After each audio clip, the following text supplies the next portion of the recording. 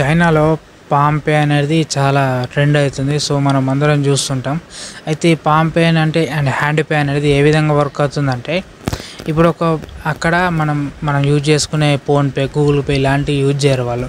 వాళ్ళు ఓన్గా క్రియేట్ చేసుకునే అప్లికేషన్ మాత్రమే యూజ్ చేస్తారు. అవి వీచాట్ పే, ఆలిపే ఇవి యూజ్ చేస్తారు. సో అది ఏ విధంగా వర్క్ అవుతుందంటే, అప్లికేషన్లో వాళ్ళ హ్యాండ్ని స్కాన్ త్రూ ద్వారా రిజిస్ట్రేషన్ చేసుకోవడం జరుగుతుంది.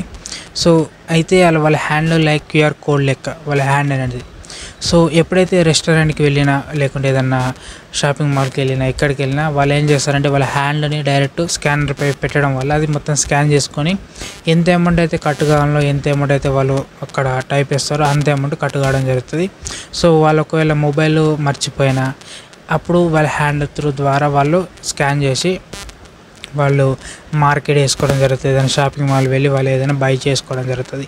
సో ఈ విధంగా వాళ్ళు పామ్ పేని యూజ్ చేసుకోవడం జరుగుతుంది చైనాలో. సో ఇప్పుడు మీకు అర్థమైంది అనుకుంటారా? సో ఇలాంటి టెక్నాలజీ మన ఇండియాలో వస్తే ఏ విధంగా ఉంటుందో మీరు కింద కామెంట్ చేయండి. సో మీకు ఈ వీడియో ఏ విధంగా అనిపించిందో నచ్చితే లైక్ చేయండి. మరొక టాపిక్తో మళ్ళీ కలుసుకుందాం. అంతవరకు జై హింద్.